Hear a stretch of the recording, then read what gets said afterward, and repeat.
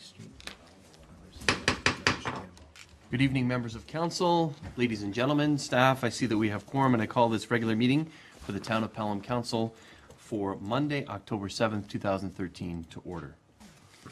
We will begin with an invocation led by myself and followed by the singing of the national anthem led by Councillor Papp, and I would ask all to rise.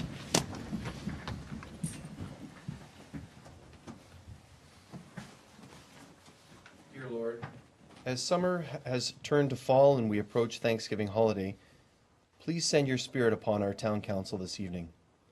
Help us to become renewed in our commitment to the people of our town of Pelham. During our council meeting this evening, grant that we may demonstrate humility, listen with an open mind, and show wisdom in all our deliberations. Amen. O Canada, our home and native land, true patriot love, in all thy sons command. With glowing hearts we see thee rise, the true north, strong and free. From far and wide, O Canada, we stand on guard for thee. God keep our land glorious and free. O Canada, we stand on guard for thee. O Canada, we stand on guard for thee.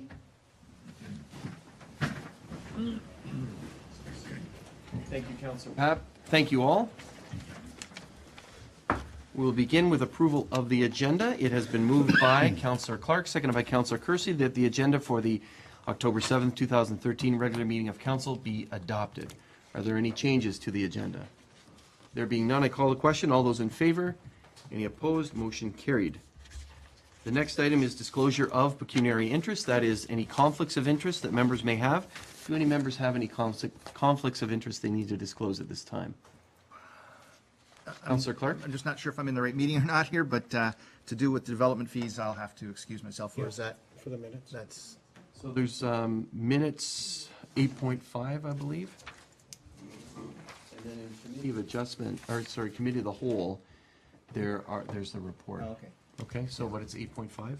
Can that be noted, please? And the reason? I work in that industry. Okay, thank you. Any others? Can that be so noted?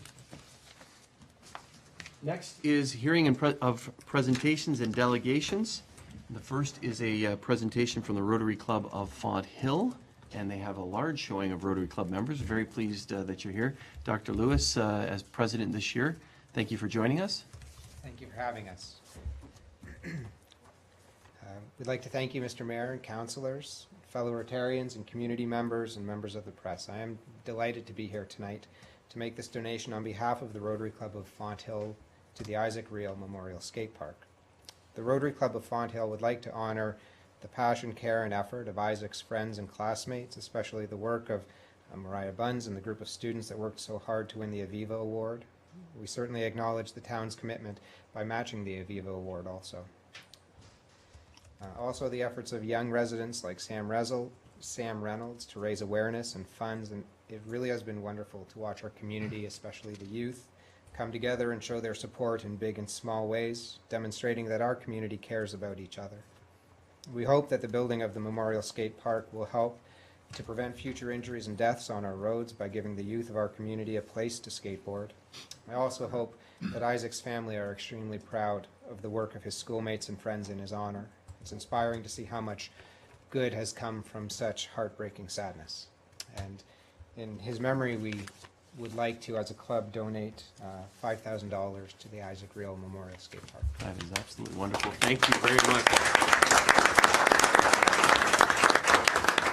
I would ask the Deputy Mayor, Councillor Kersey, to come forward as well. That's absolutely wonderful. Thank you so much. Really appreciate it. That's absolutely wonderful. Thank you, Rotarians, for this. This is absolutely wonderful, and it brings the total to, it was 145, now 150,000 has been donated from the Aviva Fund and the community toward this Memorial Skate Park. And Rotary is always there to assist, everything from all the big activities, from the Crosley marching band to some of the items that we saw on the weekend at your annual road rally, like the Steep Hour Trail and the benches at Peace Park and all the other activities that Rotary is involved in. So on behalf of Councillor Kersey, I want to say thank you very much to your generosity to this. Thank you. Pleasure. Thank you very much. Thank you so much. I really appreciate it. Dr. Lewis, do you want to just highlight, put you on the spot, the other Rotarians that are here for us as well? Certainly. Yes, yeah, absolutely. We have Tova Bowman and Pat Duncan and Bob Eamer. We have Tia Taylor and Andrew Larman, Randy Momont, and Frank Adamson. And I see no others. That's all of us here tonight. That's So wonderful. Thank you very much, each of you, for coming and for your generosity and your commitment to our community. Thank you. I'm going to give this right to the treasurer.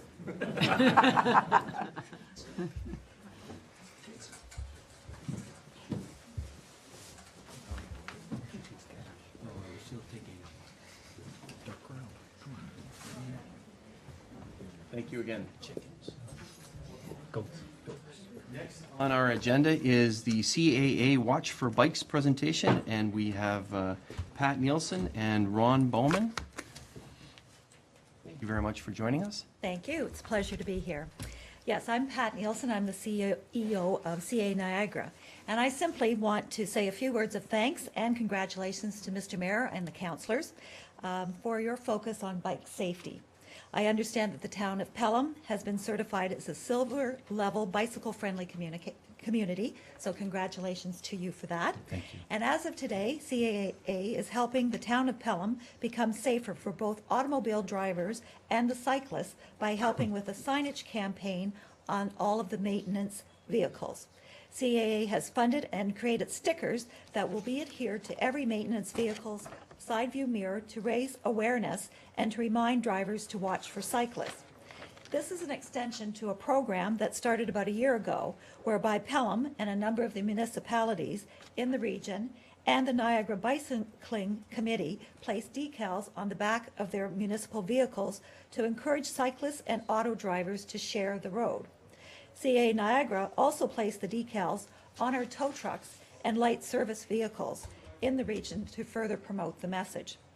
And so this is a further extension of that program by now placing the decals on the side mirrors to encourage the driver to be careful. And Pelham is the first municipality to do this in all of Canada with CAA. CAA is happy to get involved as promoting safety is one of the cornerstones of everything that we do. We have advocated for over 100 years for the safety of the motorist by focusing on safety issues such as seatbelt laws, speeding limits, distracted driving caused by cell phone usage, and now for safer cycling. Further to advocating for the cyclist, 2 years ago, we also introduced Bike Assist to aid members who may be stranded on the roadside due to a bicycle breakdown. So we now not only aid you with roadside assistance with your automobile, but also with a bicycle as well. As cycling has become so popular and roads have become busier and busier, there is more and more risk of accident and death. In fact, the most recent statistics say that more than 7,500 Canadians were seriously injured in the past year, with 100 cyclists involved in collisions with motor vehicles in Niagara alone. There is no stronger evidence that everyone needs to respect each other's space. And so we are delighted to get involved in the town's mission, and therefore on behalf of CA Niagara's 117,000 members, we thank you, the town of Pelham, and we wish you much and thank you for the continued support of sharing the road. Thank you. Thank you very much. You're welcome. I'm going to come Here's back. some of the I'm going to come stickers. down there. Okay.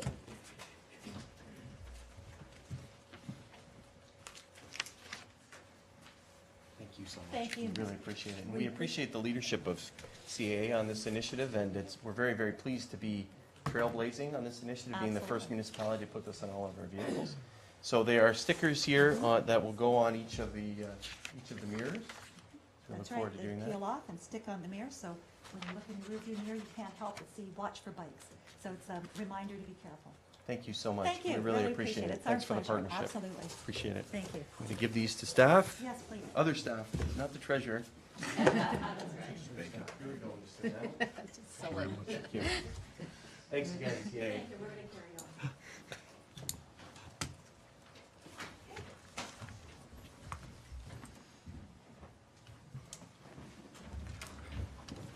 Thank you again. So those are our presentations, and now we move to delegations. And the first is Mr. Justin O'Donnell. Mr. O'Donnell, thank you for joining us this evening. Thank you, Your Worship, members of council.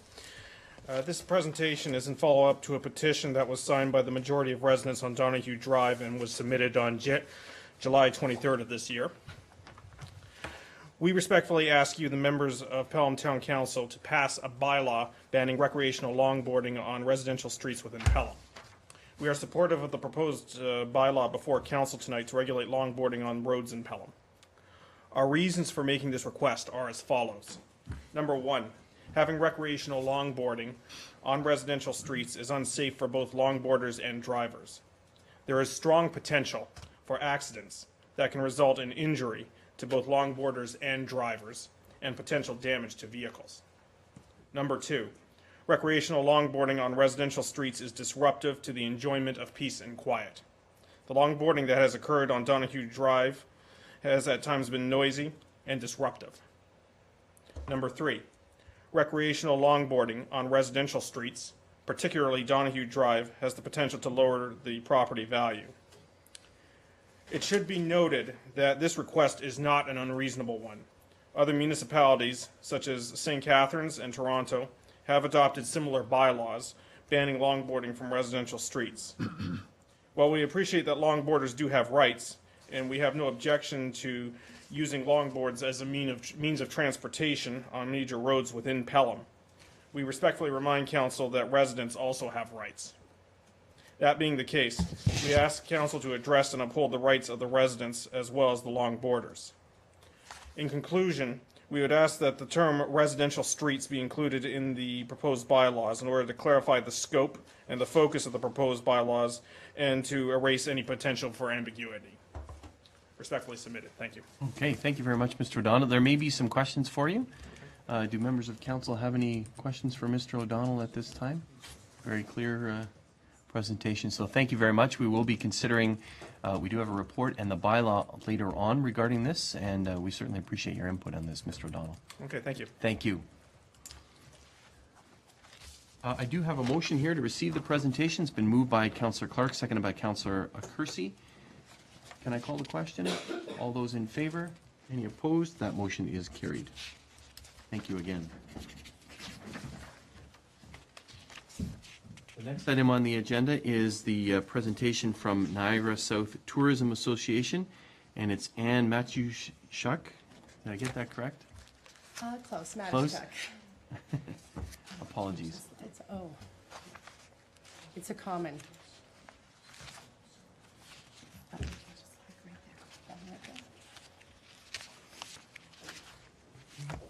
So go ahead. Thank you for joining us. Good evening, Mr. Mayor and members of council. A little nervous. I've done this a couple of times in the past, but every time seems to make it a little bit more. We're a friendly bunch. It's okay.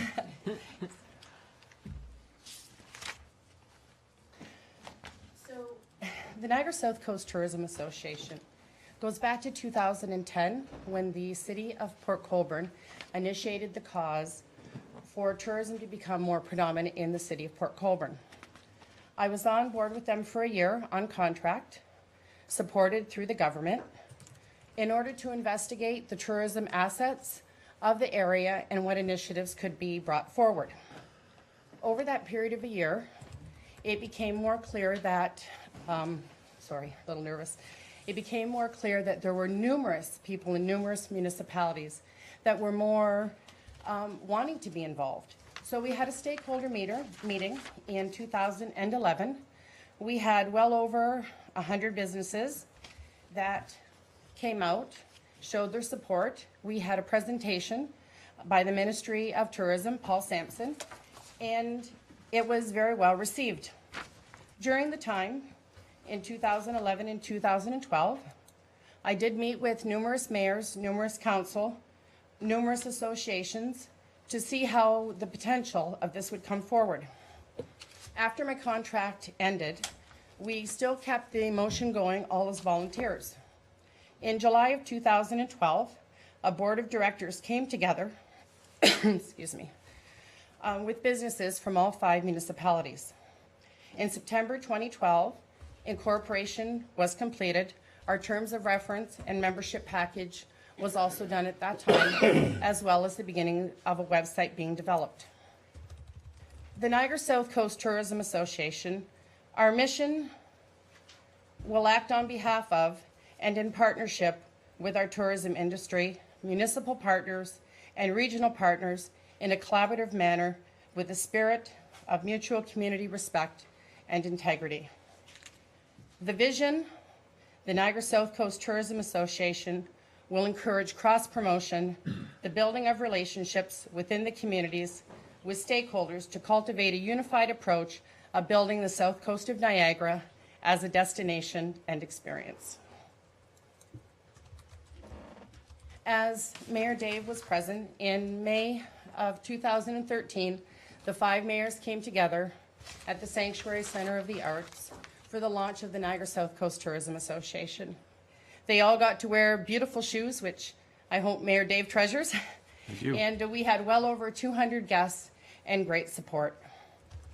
The activities so far for the Tourism Association, we've developed a brochure display information centers across. We have 10 to 12 stands in places across the different areas. We've built relationship with the Ontario Travel Centres. Our website is moving forward. We're promoting the demand generators of the South Coast. We're promoting the waterfront and beaches. We're promoting the cycling. We're promoting the adventure tourism. We're supporting our festivals, events, and our arts and culture. We're working on our social media, Facebook, blogs, Twitter, and newsletters.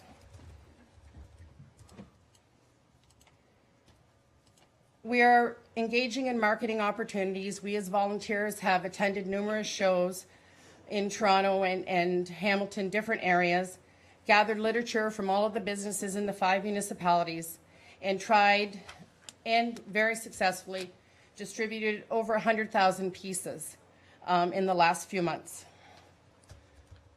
Our goal to develop and produce more brochure distribution racks throughout the area. We're continuously working on developing our photo gallery, which is well over 2,500 photos of all 5 municipalities over the course of the plan. As I had mentioned, the launch was held on May 23rd at the Sanctuary.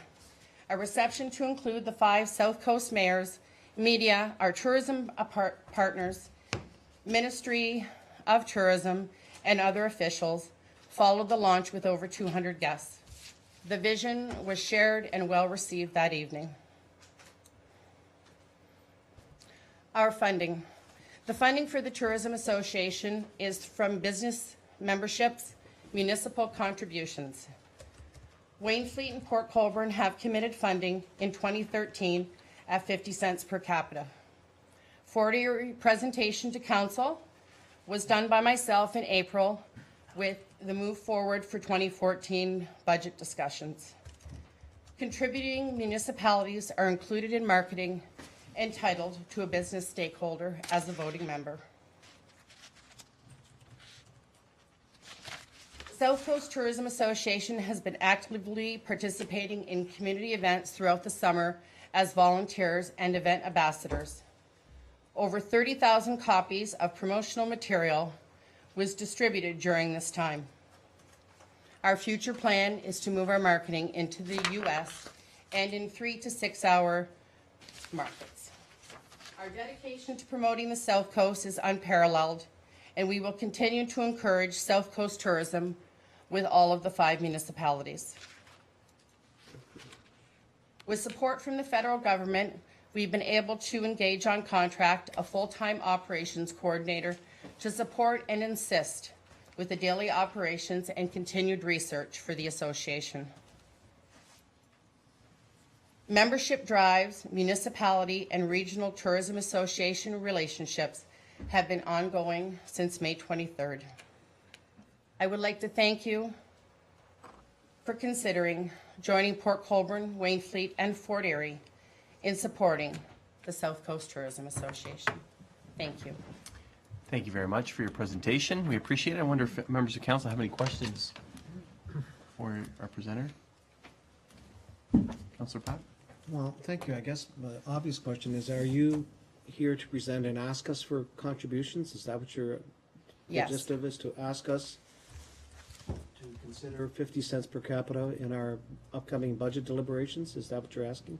Yes, Councillor Pap. Okay, so I guess through you, Mr. Mayor and Mr. CEO, Madam Treasurer, what's the process? Would it be just for the Well, permissive grant? Councillor, I see the process. Well, we could, right now, I'm just trying to figure motion out. will be to receive it. You could make an amendment, but I think your question is about how that could be accomplished, a Well, permissive why don't we go grant? through or- that? Yeah, I'm just curious. Okay. Or maybe you can, if I may, a supplementary, how did Wainfleet and Port Colborne, How did they designate how it? did they designate it? For Colborne, before the 2013 budget and the presentation, came forward with, in my initial presentation that I did in 2011, Right. it was determined that the 50 cents per capita was a common factor and a common denominator in other tourism associations that I researched. So the 50 cents per capita seemed relevant when we came from just looking at Port Colborne, and it went into the other 5 municipalities. So when it was approached with Port Colborne, it was received already into the 2013 budget, the same as the Township of Wainfleet. It was adopted into the 2013 budget. Town of Fort Erie, it was past their budget time when I went to do presentation. It was well received, and it's in their budget for this year. Okay, So thank you. to figure out, okay. Okay, thank you. Anything further? No? Other councillors? Thank you very much for your presentation. We appreciate it. I do have a motion, and it's moved by Councillor Kersey, seconded by Councillor Papp, that the information presented by the Niagara South Coast Tourism Association be received. Councillor, you had a question for staff, did you? Or Now, if you want to do it now, or you want to wait till the, I guess. Well, you had a question Yeah, about the how it obvious could be question is, how would accommodated, this I be guess. handled through Mr. CEO, Madam Treasurer? How would we handle this if we were to consider it? who wants to answer that? Madam Treasurer? As part of the process for the budget approvals, we would ask that they submitted an application through the permissive grant. Okay, thank you. Maybe you can describe that. So we have a permissive grant program where we allocate funding to charities, groups, et cetera, and there's an application process for that. And the treasurer is suggesting to council that maybe you can apply to that permissive grant program. Councillor, is there anything further? Councillor Papp, do you want to add that to the motion? I guess it's not required. Go ahead. I'm trying to think of how it fits, pardon me, Madam Treasurer, I'm trying to figure out how it fits into permissive grants. Or is it, It would fit in, it's not-for-profit organization, That's correct. right, so under that pretense. okay, that answers it, all right. Okay. We'll receive it, but I think we'll encourage you, perhaps you can touch base with the treasurer and include a request in our under permissive grant program. Okay, Okay? thank you so much. Thank you so much. I'm going to call the vote on receipt. All those in favor? Any opposed? That motion is carried. Thank you. The next presenter is Mel Groom. She is here representing the Niagara Community Foundation.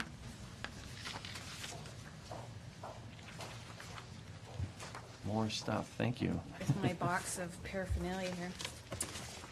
Good evening, Mayor Augustine, councilors, community members, news press. I'm very pleased to be here this evening. On behalf of the Niagara Community Foundation, I have some good news to share about our community. One of the leadership roles that Niagara Community Foundation has taken since inception in 2000 is the promotion and education of the impact of philanthropy in our community. While this 4-syllable word is often hard to pronounce, it's also a concept that is misunderstood. You don't have to have a lot of money to be a philanthropist. You don't need a university degree, and you certainly don't need to be in your older years. Philanthropy involves a generosity of spirit, a desire to help, and a firm belief that you can make a difference in your community, regardless of how much or how little you have to give. We read every week of the generosity of school children and residents in supporting a variety of charitable causes, with bake sales, runs, walkathons, penny, and garage sales. We certainly are appreciative of the many volunteer hours that go into running and supporting our community organizations. Canada is the only country in the world to have named a day to celebrate philanthropy. National Philanthropy Day is November 15th, and it recognizes and celebrates the profound impact that philanthropy and those people active in the community have made to our lives, our community, and our world. November is the month when the United Way campaign is running strong, local charities are starting their annual holiday campaign, and when people are thinking about their year-end donations. The Foundation wants to raise awareness of the importance of philanthropy and to recognize the contribution that so many people and organizations have made to our wonderful community. It is because of these reasons that Niagara Community Foundation has proclaimed November as Philanthropy Month.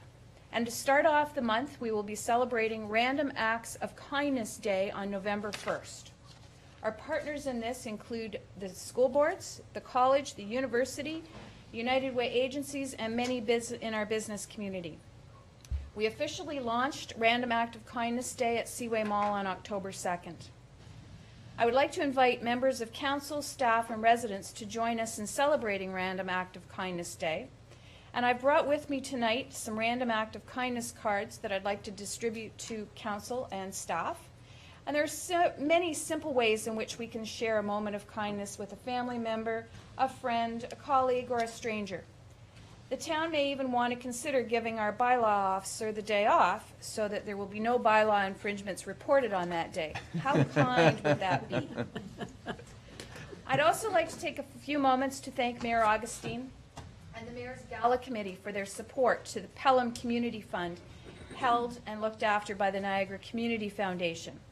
We're very appreciative of receiving $11,000 from the event, which will be placed in the fund. That brings the total in the capital, in the fund, to over $44,000. And this is remarkable in that the fund did not exist 18 months ago. We're also very appreciative of the mayor and his wife for opening the very first family fund within the Pelham Fund. And to Councillor Pat for his generosity in opening a family fund within the Welland Community Fund, from which he was born and raised. Before I close, I would like to give you a quick update on the work of the Foundation over the past 12 months. We saw our endowments grow from $12 million at the beginning of the year to more than $22.5 million this July. Much of our growth is now coming in the form of estates, which is unfortunate, makes our job bittersweet. But the generosity of donors, some of which we have never met, is truly remarkable, and their impact will be felt long into the future. Over the past 12 months, we have shared the story of the Pelham Fund with many groups in our community, including Rotary, Kinsmen and Kiwanis, the estate planning professionals, and the Board of Pelham Cares. Thank you again to Mayor Augustine for being there to help us with these presentations. I know that each of you received a copy of our 2012 annual report earlier this year. I brought additional copies for each of you, and if you would like to share our story with somebody that you know, that would be very much appreciated. This community means a lot to myself and my family. This organization is one that I am proud to have served on the board since 2003.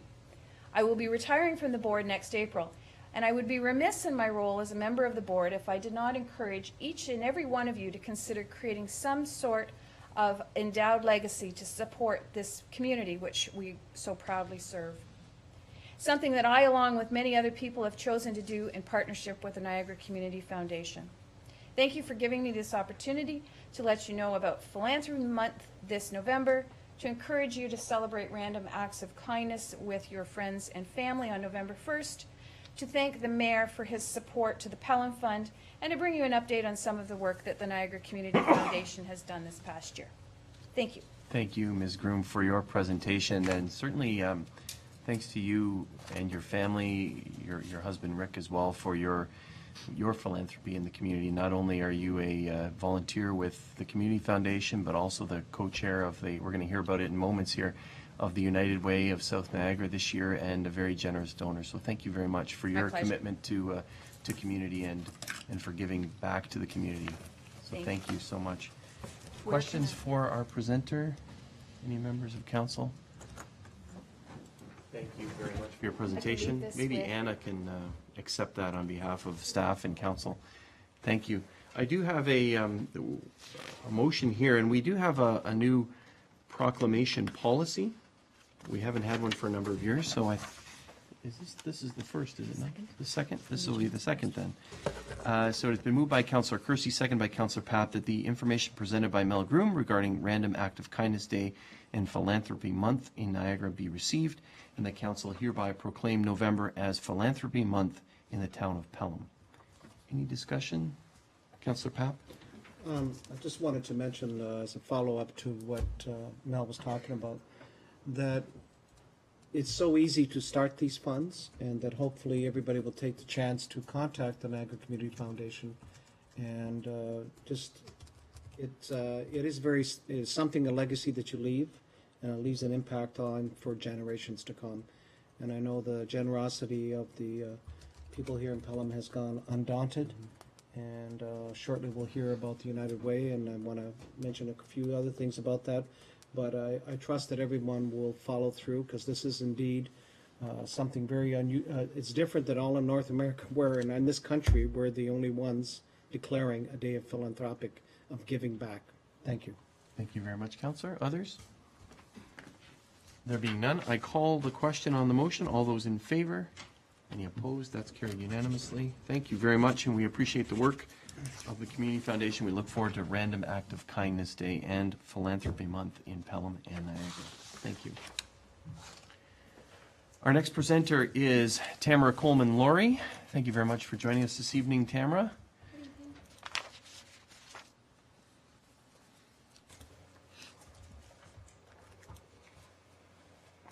Thank you. Good evening, Mayor Augustine and Town of Pelham councillors. I've recently stepped into my role as Executive Director at the United Way of South Niagara, so I'm pleased to be able to come here this evening and share with you a bit about what we're investing in locally in our community and the 2013 community campaign. So this year we're very fortunate to have Mel and her husband Rick Room as our 2013 campaign co-chairs. They're definitely dedicated to our community.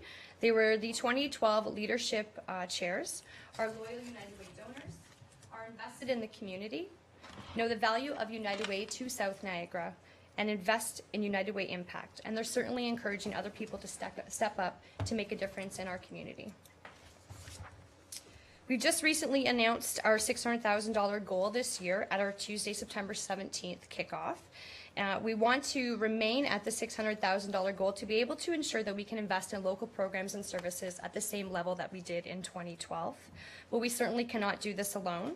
Together, we as community members of South Niagara must join forces to advocate for giving to the local United Way campaign. I would invite the mayor and all of the city councillors to make a pledge to support the campaign this year, knowing that your dollars are locally reinvested in programs and services that help the most in need in our community. I will share with you that the 2013 campaign is already starting off $35,000 less than we have in 2012. We are asking folks who have the capacity to please give at any level that they can.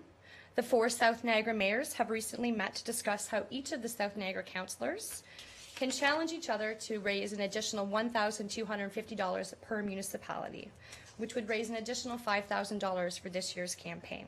I'm grateful for the challenge that Mayor Augustine has put forth to his councillors, along with the other. They're just hearing about it right now.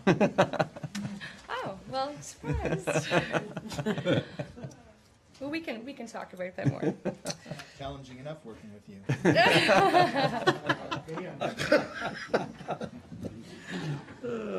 We're also very grateful this year to have our second leadership match. In 2012, Peter Papp, Rick Lowe's, and Terry Duffy stepped up to the plate to be the three amigos, and this certainly rose our leadership giving from up to $55,000, which was an increase of $26,000 from the previous year. It's incredibly important to the campaign so that we can invest in the same level as last year. This year, John and Rebecca Clark have stepped up. Their It's a Wonderful Life event will actually be the leadership match this year. So every new leader who gives at $1,000 or more will be matched, or any leader who's already currently giving and increases by 10% or more will be matched. So thank you to Councillor Papp and Terry Duffy and Rick for last year, and certainly a big thank you to John and Rebecca Clark for this year. So United Way Saw and Trade Canada and United Ways across our country realize local challenges and successes. In 2010, we held community consultations and feedback sessions with various sectors and stakeholders in Pelham, Port Colborne, Wainfleet, and Welland to listen and report to the community just what our local challenges were. Over the past 2 years, we have transitioned from funding agencies to investing in programs and services that offer support in 3 local priority areas, and that is all that kids and families can be, healthy people, which builds strong communities, and moving people from poverty to possibility. And that certainly isn't all that we do. At United Way of South Niagara, we invest in programs or initiatives intended to support healthy child and youth development, positive family cohesion, and services for special needs, increase access to social and health-related services, improving services for an aging population, which builds strong communities, and reducing poverty and increasing the assets for families through basic human needs and supporting education to employment. We also invest resources and work with local roundtables, such as the Niagara Poverty Reduction Network, to drive collaboration to make a positive community impact for the nearly 100,000 residents in South Niagara. Did you know that 1 in 4 Canadian women have experienced violence at the hand of a partner? That 1 in 3 food bank visits in Niagara are made by children? That 1 in 3 people in Niagara using services are funded by United Way? And did you know that the United Way is the 2nd largest funder of all services in our country next to the government? So just some brief overview about the town of Pelham and your landscape here. Nearly 10% of parents in Pelham are sole supporters. There are 0 family resource centers, however, in Pelham compared to 5 across the region. 16.7% of Pelham are children aged 0 to 14 years. There are only 8 licensed childcare centers and only 1 OEYC compared to 167 licensed childcare centers and 28 OEYCs across the region. 5.6% of Pelham residents are unemployed, which is actually slightly higher than the regional average. 2.3% of Pelham population are considered to be working poor, yet there are no employment search support agencies compared to 39 across the region. 3.2% of Pelham households live below the low-income cutoff, yet there is only 1 food bank in this area and only 1 Niagara Regional Housing support. 26.9% of Pelham households are spending more than 30% of their income on rent. 16.7% of Pelham are 65 years or older, yet there are no seniors community facilities, long-term care facilities, and only 2 seniors homes. And there are 0 newcomer agencies, yet 31 across the region. 15.6% of the Pelham population are not Canadian citizens. So the real costs to our community, and I don't want to go into a major overview, but the policy brief that was put out did mention that our costs for poverty to our community are staggering at $1.4 billion a year. They're coming from social costs such as healthcare costs and crime, social transfers such as welfare, unemployment insurance, and housing and homelessness funding, and the private cost of people living in poverty, along with the lost potential taxes due to low incomes. So how does United Way of South Niagara make positive community impact in Welland? These are just some of the programs and services that we are funding. This past year with our campaign, we were able to support nearly 30 programs and services through 17 different agencies and help hundreds of thousands of individuals who needed our support. So, for example, Big Brothers Big Sisters in South Niagara. 36 children from Pelham were supported by a big brother or big sister last year and mentored for lasting success, and many more actually were impacted through their new Go Girls and Game On programs. The Family Counseling Center supported 19 families from Pelham, and children were provided with counseling at their center. Nearly 800 distress calls were made in South Niagara, and due to their privacy, we can't actually determine how many were from Pelham, but I can tell you that it is a very it's very dispersed evenly through the South Niagara municipalities. 8 people in Pelham are supported with HIV programs and aid. And of the 63 women who stayed at Women's Place of South Niagara last year, 11 were from Pelham. Both the moms and children were supported with shelter, advocacy, counseling, and support. The Hope Center Meal Program and Food Bank. 52,500 meals and or food were provided to individuals and families, and many of them were from Pelham. And the Hope Center Housing Stabilization Program has 2,100 individuals who were supported with making sure that they could remain in their home. So what can the town of Pelham and its residents do to help the United Way? I'm a big advocate for getting involved, and Dave, you know me, I'm involved in more things than I probably should be, but I do believe, like Mel, that giving back to my community is important. And I think that there is a misconception that you have to be rich, or you have to be this, or you have to be that to be involved. And everyone has special talents and areas of expertise. It's just how you invest those. So I would encourage folks who maybe can't make a contribution, but are great graphic designers, to connect with an agency, whether it's our agency or an agency that we fund, to find out how you can help. If you can make a gift, make a gift. $1 per week makes a huge impact. We have a new account with 90 employees. If they each gave $1 a week, that would raise almost $5,000 for our community. So $1 per week can make a difference. Become an ambassador, share information. You know, I hate to hear there's negative comments out there about United Way. Our administration expenses are 11%, and I can assure you we are not living a life of luxury.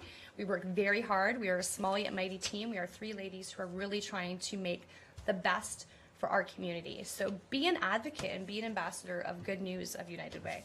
We've been around for almost 50 years in this community. We're an important element to this community and to all of South Niagara. Host an employee campaign, just as the town of Pelham does. I think it's important that folks who can give, so that we can make sure that folks who are in our community who need help can access the help. Give it a leadership level if you can. And I would just say, get involved in some way. This is our community. We need to own it, and we are responsible for making sure that everyone here has a great place to live. So thank you. I appreciate your time. If you have any questions, I'd be glad to answer them. Thank you very much for your presentation, Ms. Coleman-Laurie. I wonder if members of council have any questions for our presenter. Certainly appreciate the statistics that you provided for Pelham, Pelham-specific statistics, and some of them are quite shocking. We think we have a very affluent community, and we do, and yet there's parts of our community that are much in need. So thank you for highlighting those to us in the presentation this evening. I think that's one of the first times that we've seen that as a council, so thank you for that. Welcome. I do have a motion here, and it has been moved by Councillor Papp, seconded by Councillor Kersey, that the information presented by the United Way of South Niagara regarding the new community impact model and their United Way campaign be received. Any discussion? Pass these. Oh, thank you very much. Thanks so much. Thank you. Papp, you had something? I'd like to throw down the gauntlet and challenge all my members of my colleagues here and you, Mr. Mayor, that you contribute, my councillors' friends here, at least $2 a week, and Mayor $4 a week, if not more, towards the campaign. I am a little concerned when I hear where you're starting off from, and I do know that that's a lot of ground to make up, so we're going to make every effort, and hopefully that challenge will go out. And for those of you who are considering leadership gifts, as you will notice, Mr. Lowe's, Mr. Duffy, and myself all go to Mr. Clark's place.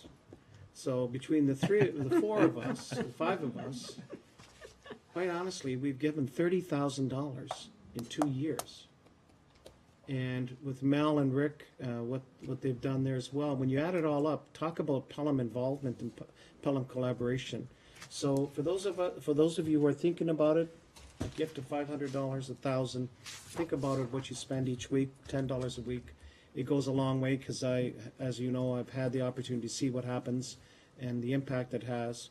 And by the way, I recently have joined the board of Big Brothers and Big Sisters, and I was astounded to find out, and actually how many people here in this local community are utilizing those services. So I trust that you'll consider that, and let's make it a banner year for the town of Pelham.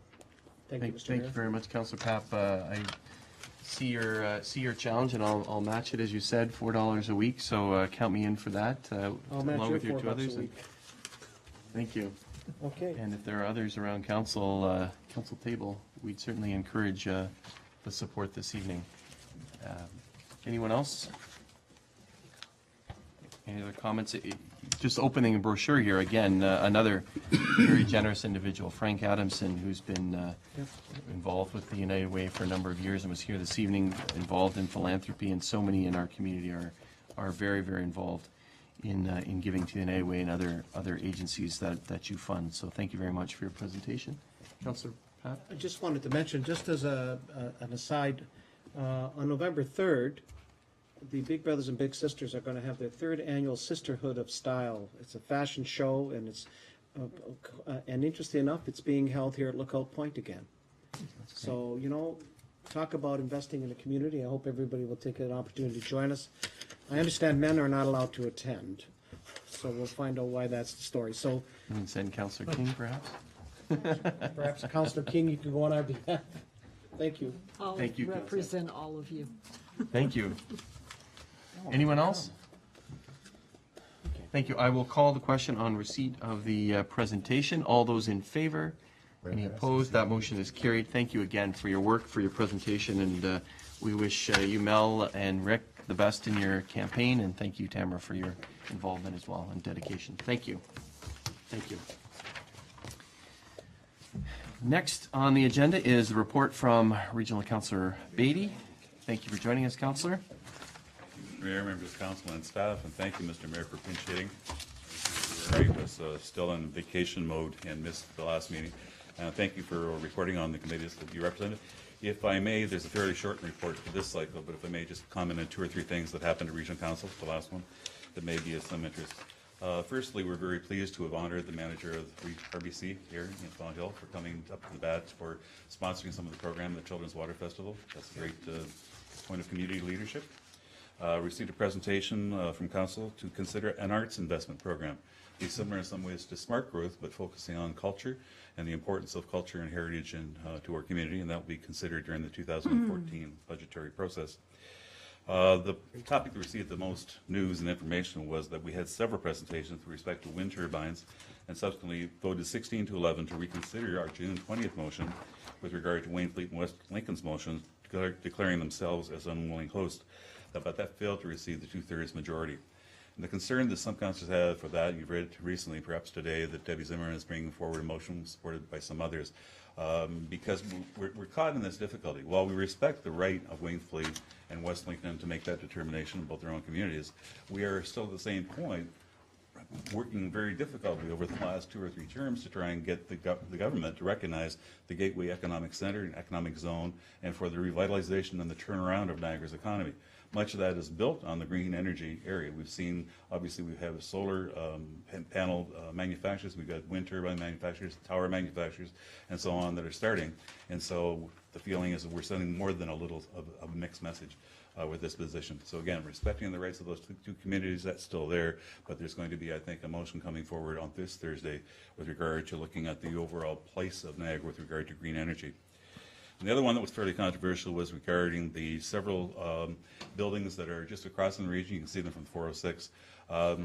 Sort of defies the issue of what is a residence and what's not a residence. It's private, it's not part of the university. The difficulty was here that at committee, they supported the staff view that they were student residences and placed the development charges on them. At council, the Mayor of Thorold in particular voiced the concern that the reason the term short stay for student residences, short stay is what happens at the hotel, the Four Points. This is not a short stay, and in fact, some of the residents of these buildings are in fact not students at Brock University. So the council itself overturned the committee for a lower development charge rate. Still, I think, is subject to controversy. I think we need to have a better definition in terms of what is or is not a residence. By the way, the concept here is no central dining hall, but we have is 4 separate bedrooms in a unit with a common eating and lounge area. Okay, so it's sort of a hybrid from what you or I, most of us would have identified as residences back in the dark days, whenever those were. So that's the main items from council, and if there's any other questions about that report that I did get to you belatedly following your last meeting, I'll be more than pleased to answer that at the end of this round. Thank you, Councillor. And I'll make a comment, this is a somewhat abbreviated version of a report, but it's mainly because most of the time in each of the committees was a presentation of the pre-2014 budget information, so I won't repeat that for each of the committees. That was true of all of them. For corporate services, we in addition received a report with respect to the closure and budget reductions of capital projects and debt substitutions on capital projects. And the total net levy supported projects in excess of $1.2 million, and the rate supported projects $7.9 million. Approved the initiation of an emergency capital levy program, that being the emergency repairs to the stone wall adjacent to the Victoria Avenue Bridge on Robert Street in Niagara Falls. Integrated community planning, and it would be important, I think, to bring this forward through Councillor King and to the Pelham Active Transportation Committee, that this committee did approve a terms of reference for the Active Transportation Coordinating Committee.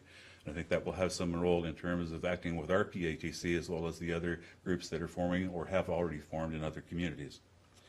Approved an application for tourism exemption for all of the openings for the new Target store in Niagara Falls, and received a presentation with respect to neonicotinoid. It's a chemical used basically to coat soybean, corn, etc. The presentation was mixed here. The concern was not against the farm use. The concern was about the commercial, the residential use. And the gentleman was proposing a ban on that. We decided rather to refer to several sources, including the Vinine Reef Research Center, the Niagara Peninsula Conservation Authority, the Public Health Department, for example, to get more information. He also wanted to have a monitoring system set up by the MPCA, and the point that I made was, well, the monitoring system is going to monitor the total use. You don't separate the commercial use or the residential use from the farm use. So this is a chemical that has been banned in several countries. There's probably over, is it 500 or 159, I forget. Anyway, a large number of products that have this. For It was most of us who have 195. dogs and cats, the little thing that you spill down the back so they don't get fleas and ticks and kind of stuff, has that as one of the active ingredients. So it is a health issue concern, significantly.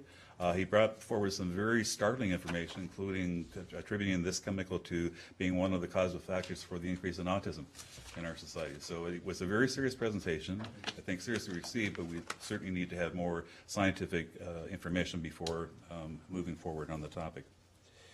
Public Health and Social Services received a report on the municipal feedback from the various municipalities regarding the proposed bylaw to regulate smoking in public outdoor places. We approved the adoption of a bylaw to protect children and vulnerable persons from exposure to outdoor secondhand smoke, and this is going to be circulated to all municipalities as the vote from municipalities that will require the triple majority. Majority of councillors, of course, the majority of the population, and at least 6 or more of the municipalities of Niagara. In the target date, I asked the question about what timeline for implementation. They're going to try to do World No Tobacco Day, which is, I believe, May of next year, is what they're hoping will be possible. Received a report on mental health program. We've had enhanced funding. This is an area that we have a significant need in Niagara compared to other areas for early psychosis prevention, in excess of $216,000, as well as one-time funding for telemedicine and video conferencing equipment in excess of $10,000. And it's a case where Public Works, we approved a service level agreement with local municipalities for regional development charges administration, approved the 2013 vehicle and equipment replacement program, phase 2, and approved the funding of bikeway facilities on Ontario Road in Welland between King Street and Southworth. Also, a parking prohibition on a section of Dominion Road in Fort Erie, and received correspondence from White Oaks owners regarding Taylor Road property that's adjacent to White Oaks. That will be followed up by staff report. I gather that in the discussion with this large commercial development, the outlet center that's being is being constructed by Ivanhoe Cambridge. And I gather that the earlier discussion was to move a section of Taylor Road so that it wouldn't be infringing as much on White Oaks, and I believe White Oaks now wants to have access to that road that was abandoned for excess parking for the facility. So we'll see how that proceeds. Regional Council does meet this week at 6:30 p.m. at an open session and a closed session to follow. Thank you, Mr. Mayor, and I'll answer questions on Okay, thank you very much, Councillor Beatty, for your report. Questions for Councillor Beatty? Councillor Durley? Thank you, Mr. Mayor. Through you to Councillor Beatty. We just had a presentation on South Coast tourism area. Yes. I've been approached by some folks in town, some business people, can Niagara be considered a tourism area? Niagara Falls gets the exemptions for openings and all that stuff. And this question was asked to me, and I said, I don't know. I'm just wondering if the region could consider that, because people traveling to the falls, for example, are passing through Pelham. So, is it possible, is it feasible that the whole region could be designated as a tourist area? I've had the same question from some local business owners, because they see the people driving through, they're able to access the stores in Niagara Falls, or worse, they're crossing the border to access the stores on the other side, and they're saying, why can't it be the same? I don't have a definitive answer for you. I'm troubled a little bit by the fact that it's this ICP committee that acts as the public body to make these determinations. And it's pretty difficult to say no to Port Dalhousie, which we've done, to Shoppers Drug Mart, but say yes to Shoppers Drug Mart and Niagara Falls, et cetera. It's a moot point. We'll follow through again with the commissioner in terms of what the mechanism, the legal mechanism would be. What I was told when I first asked this question about 2 or 3 years ago was that each item has to stand on its own merit. But I'm in favor of the point that your people are talking about, saying Niagara has many areas in terms of destination that are under the tourism mode. And as I say, I've had a major retailer in this community ask the same question. There's a converse question, and who monitors it? Because we know of some openings that have happened where we don't believe there was permission, but we don't believe that there was enforcement as well. So I will follow through for you. Thank you. Just as a supplementary to that, then perhaps some contact with the South Coast group that was here might be beneficial to add to the argument or add to the debate or gather information that you may be able to consider on that. And the broader body of the RTO itself, I think, as well. Thank you. There's some argument for that. Yeah, thank you. Okay, thank you. Thank you, Councillor. Other questions for Councillor Durley? Councillor Papp. Thank you, Mr. Mayor, through you to Councillor Beatty. When's the report on the neonicotinoid going to be coming back? Do you have any idea? I don't have any idea. It's a complicated and it's a brand new topic, and I don't foresee that coming back in a 3-week cycle. Maybe a month or more before we get some feedback. It's a case where it relates to, if I might comment some more, it's initiated in great part by the beekeepers. Mm-hmm. And the very significant destruction, and there's been an unknown cause with certainty, was to be a mite, and I guess they've pretty much eradicated the mite, or they have remediation that's possible, so that's not doing it. And bees are surviving along the Welland Canal corridor and along the section of Bruce Trail on the top of the escarpment, all those waters being above the normal water table. And so the possibility, the theory here, is that these chemicals are seeping into the water table and are saturating, causing the difficulty. And I guess the concept being one touch to the water for a honeybee is sufficient for it to have enough of that chemical. The same as the minute amount that you put on your dog or cat is able to do way more than the old-fashioned powders used to do. So I don't have a definitive answer for you. The concern I did have with the presenter at the time is that to talk about a local ban in Niagara, only in residential areas, I think is problematic. Just the same as, and I know you can go down on any subdivision and see very pristine lines, and perhaps they've been driving across the Rainbow Bridge on occasion to try and take care of that. Well, the same could be true if people wanting products could go to Stony Creek or whatever the case might be. To me, I see it as a much more global issue. And the second part that I had trouble with was trying to segregate the cosmetic use versus the farm use. The farm use, the big argument is that the Americans allowed these and more significant pesticides, and if we were to ban that from our farmers, then we're looking at a major economic, basically ruining their incentive to stay in business. Thank you. Thank you, Councillor. The thing was that I had the opportunity to hear Mr. Scott present to our Rotary Club last week before he came to see you. Right. And I do agree, very complicated. All of us were in dead silence when we heard, the neurological clinical implications of this. And we were supportive, realizing that when I heard the autism and a variety of other areas of how these were being manufactured, that his focus was principally on the producer of the actual seeds themselves. Right. And I'm curious to see how we deal with it. And I tend to agree that it's more of a global issue, but there's no question that our neighbors to the south are using this extensively, and it would have a major.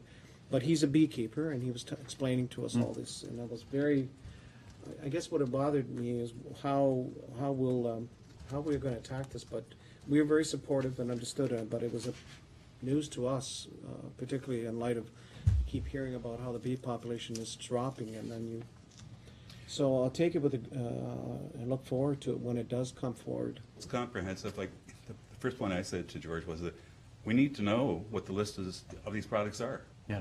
Which products are we buying and using? Like it came as a shock to me that whatever the thing is that you drip down your dog's back is That's yeah. one of the contaminants. And his comment was, well, at some point in time, your dog was out at the washroom and so on. That chemical is now in the soil, and like, how do you remediate? So it's a case where he does, in private conversation, does hold a lot of hope for Vineland Research Institute for coming up with a scientific solution that allows us to avoid using these particular products in favor of others less toxic. So we'll hear more about it moving forward. Anything further, Councillor Papp? No, on I'm Councillor Beatty's report? just looking forward to hearing that. Okay. Anyone else? No. Thank you, Councillor Beatty, for your presentation, for your report, and we look forward to seeing you at council on Thursday. Sure. Thank you. It has been moved by Councillor Papp, seconded by Councillor Kersey, the report of Regional Councillor Beatty regarding Regional Standing Committee meetings of October 1st and 2nd, 2013 be received for information. All those in favor? Any opposed? That motion is carried. Thanks again.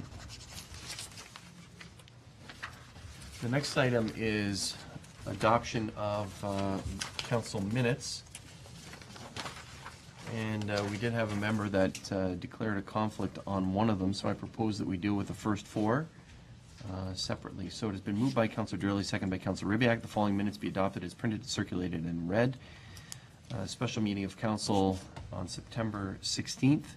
Regular meeting of council September 16th. Special meeting of council September 19th. And special meeting of council September 23rd. Any errors or omissions in those minutes? There being none, I call the question. All those in favor? Any opposed? That motion is carried. The next item has been moved by Councillor Durley, seconded by Councillor Ribbiak, that the following minutes be adopted as printed, circulated, and read. Special meeting of council September 30th, 2013. Are there any errors or omissions with those minutes? There being none, I call the question. All those in favor? Any opposed? That motion is carried. Thank you. The next is consent agenda items to be considered in block. Are there any items that members would like to lift for separate action? Councillor Clark? I'm not sure if I've got the right format here, Mr. Mayor, but I would like to talk about the Longboard bylaw draft. Yeah, that's at 14. We're on number 11. So we're not there yet, but I'll note it and turn to you first. Thank you. Okay?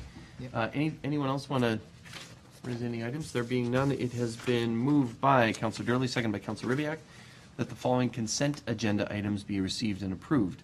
1, resolutions of the Policy and Priorities Committee of September 16th, 2013, including policies S301-08 and S301-11 as amended. Minutes of the Policy and Priorities meeting of September 16th. Information correspondence. There are 4 items. The Aggregate Recycling Promotions Act, and that was sent to us by Sylvia Jones, who's an MPP, and this is a special members bill, Bill 56. A thank you from Connor Pepper for the scholarship that the town provided at graduation. Ridgeville Post Office potential reduction of hours, item of correspondence from Canada Post, and information from the Ministry of Natural Resources regarding the Short Hills Aboriginal Hunt, and that's a follow-up from our previous council correspondence. We also have some committee minutes for information, Communities in Bloom minutes of June 13th, Pelham Active Transportation Committee minutes of June 25th, and Summerfest Committee minutes of July 30th. Any member like to discuss any of the items that are there? Are you ready for the question? All those in favor? Any opposed? That motion is carried. Thank you. The next item is presentation of reports. Presentation of reports. I have a lot of reports here, and I will go through them as quick as I can. And I appreciate your patience. The first is just a report about the United Way kickoff of September 17th. It was a pleasure to participate in the kickoff, and you see that there's enthusiasm about the United Way campaign this year and very generous donors. So I would encourage all to support the United Way. Also on September 17th, I attended, along with Councillors Accursi and Papp, the Pelham Business Association Annual General Meeting. It was my pleasure to give an update on activities in the town. I know the PBA membership is around almost 100, and I think one of their goals this year is to increase that membership over the 100 mark. They welcomed a new executive, including Tom McIntyre as the new president. Congratulations to Mr. McIntyre, and thanks to Mr. McAvoy for his service last year as president. Really a year and a half, I guess. And we look forward to continue to work with the Pelham Business Association on various activities. It was a pleasure to attend the Aviva Community Fund kickoff on September 18th. This was a kickoff that Aviva Fund had for staff at their head office in Scarborough, and I attended that along with Mariah Buns. They invited us there to give a little bit of interview session information about being awarded the Aviva Community Fund last year. We took the opportunity to describe the new park construction and the timeline for completion. And I understand that the Aviva Community Fund has been launched, I guess it was the following week, so it is out there and voting is taking place furiously. Along with Councillors Durley and Riviak, we welcomed 23 first-year medical students to a special dinner at Peninsula Lakes. That occurred on September 20th. It's part of the welcoming that we give in Niagara for students of the DeGroote Medical School at Brock University.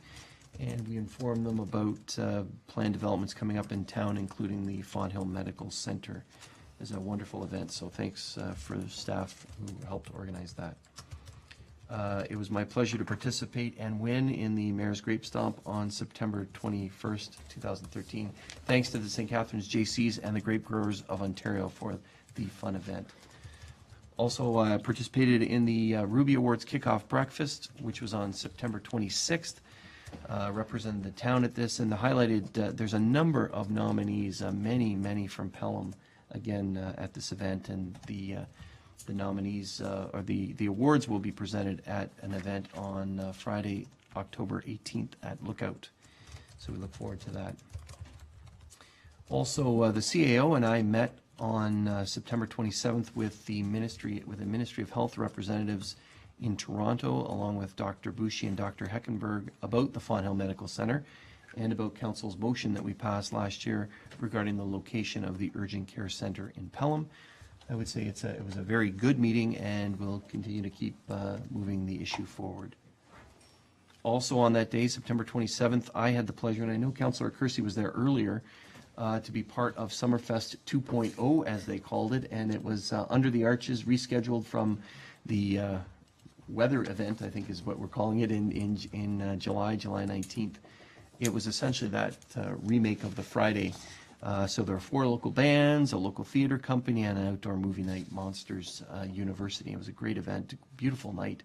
So many thanks to the Summerfest Committee and the sponsors, Ride Hill Studios and Shriners Creek Kettle Corn. Please pass along our thanks, Councillor Accursi.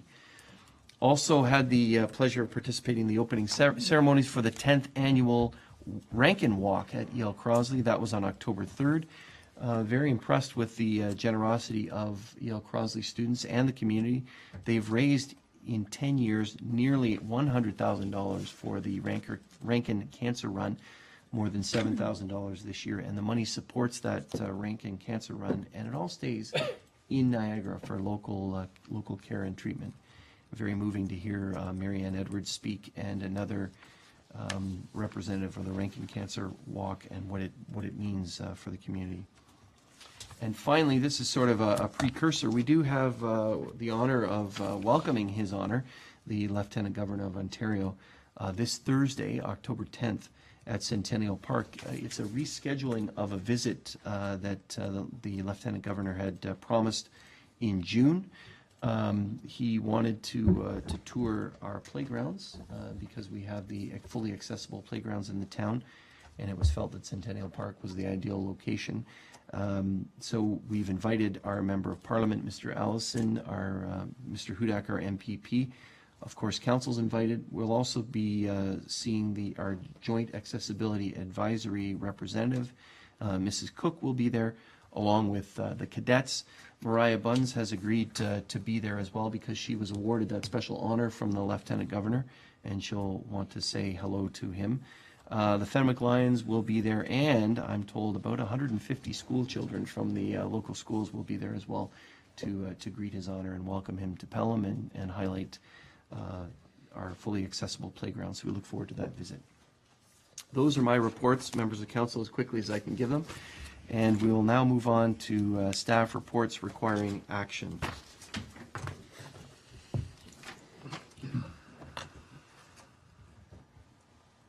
It's been moved by Councillor King, seconded by Councillor Durley. The council received the issue sheet summary report economic development and that the recommendation contained therein be approved as follows. The council develop an evaluation criteria and evaluate and prioritize the following 9 ideas, and that council directs staff to develop an action plan on how these prioritized ideas will be executed. These were 9 ideas that came out of the economic development session that we had as outlined in the report, and the ideas in no particular order are form a formal partnership with Niagara College and Brock University to foster creative and innovative technology, identify the current strengths and weaknesses within our business sector, articulate the role of local government in economic development, and I presume that's in relation to Niagara Region as well, provide a definition of the CRINC economy, which is a creative, innovative, and knowledge-based economy, and determine if this is where we want to go, explore the role of culture in economic development, streamline the Pelham processes, planning and development to establish a red carpet approach instead of a red tape approach, simplify existing processes and programs. Number 8, focus on niche economic development and become well known for a few key CRINC industries. And number 9, create an economic gardening strategy. We heard of about that in the session. So council, the recommendation, as we said at that meeting, was to evaluate these criteria. I didn't talk to the CAO about ideas whether we would do this at this particular meeting or should we set up a separate meeting, special meeting, in order to evaluate the criteria would be the best. Councillor Kersey, you want to just comment on that? Is that what you want to recommend here? Yes, I think that'd be the best thing to do, set up a special called meeting, and we can do some evaluation and perhaps even make some comments with respect to the action plans that might evolve out of it to help staff with some direction in that area. Okay. So I think that'd be beneficial. Okay, others to that? Councillor Papp? No, I support that direction. Okay. Councillor Kersey, the clerks indicated that we would probably need an amendment to that. Take that as direction? Take it as direction. Okay, so we'll take that as direction, that we'll call a special council meeting to evaluate these different ideas and as you said, get started on some of the low-hanging fruit actions so that we can continue to move this forward. Okay? Anyone else? It was a great session, and we certainly appreciate the involvement of members of the Pelham View Business Association, the Chamber of Commerce, other representatives from the community, Niagara College, the Niagara Region Economic Development Office, a local individual who's involved in studying statistics, etc., and can help us with that. So we look forward to that meeting. I'm going to call the question. All those in favor? Any opposed? That motion is carried. And we'll schedule that meeting shortly. Thank you. It's been moved by Councillor King, seconded by Councillor Kersey, then regarding the next item, that council received the issue sheet regarding Pelham Minor Hockey Association correspondence regarding ice time fees, allocation rates, tournaments, etc., and that council support the following recommendations. 1, that rates and fees set out for ice times in January be implemented September 1st at the beginning of the ice season. 2, that a review of non-prime time hours be completed upon receipt of the leisure plan arena analysis. And 3, that the fees be waived for use in the arena hall for Pelham Minor Hockey Association meetings. Comments, questions regarding any of this? Certainly, we appreciate staff working together with the Hockey Association on these ideas. And there's a few ideas that aren't contained in these recommendations that we're going to still work on with them on. Any comments? Pretty straightforward. I'm going to call the question. All those in favor? Any opposed? That motion is carried. Thank you. The next item has been moved by Councillor Ribbiak, seconded by Councillor Durley. The council received the issue summary sheet, longboarding track, regarding the costs, liability, and location of a longboarding facility in the town, and that $130,000 for the development of a longboard facility be referred to the 2014 capital budget deliberations. Councillor Clark, was it this one or the next one? Next one. Comments, questions on this particular item? Councillor Kersey. Thank you, Mr. Mayor. Firstly, I'd like to commend all of staff that worked on this report. It's very much to the point and answers the questions that were raised by this council with respect to this issue. I would like to put forward an idea that instead of putting this or referring it to a 2014 capital budget, 2014 capital budget discussion, that we in fact defer it until 2015. This would give the chance for us to get the Reality Skate Park up and operational. It would give us an opportunity to evaluate the impact of this skateboard park and the uptake in use of the park, both by recreational skateboarders and also longboarders, because we were led to believe that an element of the park would also speak to some of the needs of the longboarders. That in the interim, perhaps we consider putting some money towards, in the 2014 budget, some money to undertake a feasibility study to look at the type of uptake that might be there, whether there's a pent-up need within the region that we might be able to address and exercise some economic reward out of it for our businesses in the community. And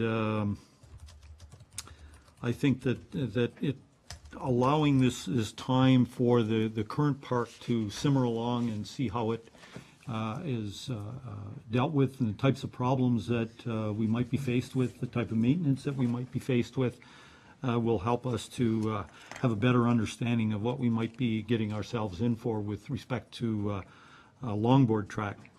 It might also afford us an opportunity as a community to engage with our fellow communities across Niagara to perhaps get the Niagara region on board, that they seem to have a propensity at this time to want to invest in parks in various communities. They might want to take the leadership role in the longboarding track and help underwrite the costs and the maintenance and et cetera, much like they did with the dog park.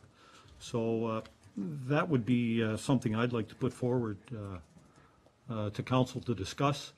And I am prepared to make a motion to that effect, Mr. Mayor. Okay, thank you. Councillor, other councillors? Councillor Clark?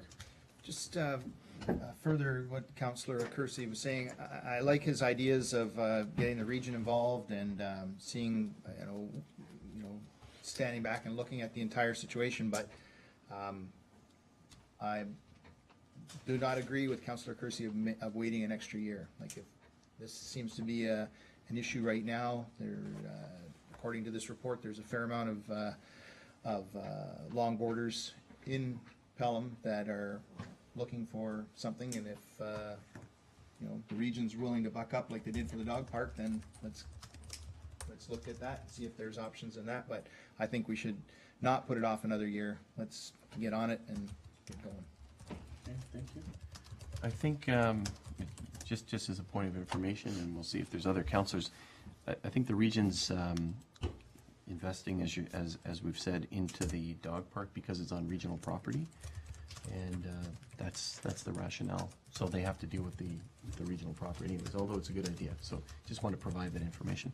Other councillors for a first time? Councillor Ribbiak? Point of order, Mr. Mayor. I'm not sure that we seconded a motion, and I'm not sure that we're into a discussion. Tell me where we are on this. Oh, thank you. I did read the motion. The councillor said he'd like to put forward the idea, but he didn't actually physically make an amendment. But he did say that he'd be prepared to make the amendment. I think the councillor was saying that he wanted to sort of move the discussion into that area, so the original motion is still on the floor. Does that help? It does. It does. Thank you. Okay, thank you. Councillor Durley? Well, thank you, Mr. Mayor. I just wonder, in light of what Councillor Kersley has said, that maybe we should defer this for a week or a month so that we can explore some of the questions that were brought up and some of the possibilities that might be out there. And in fact, if we can bring this back, say at the November meeting, with this other information, we may be able to have a look at that, because we'll be right in the middle of the budget at that particular point in time, and it won't be too late for that. So, I'm thinking it might be a good idea, because there are some very good points that were brought up, and if we can explore that, and if we can partner in some particular way to make it a better thing.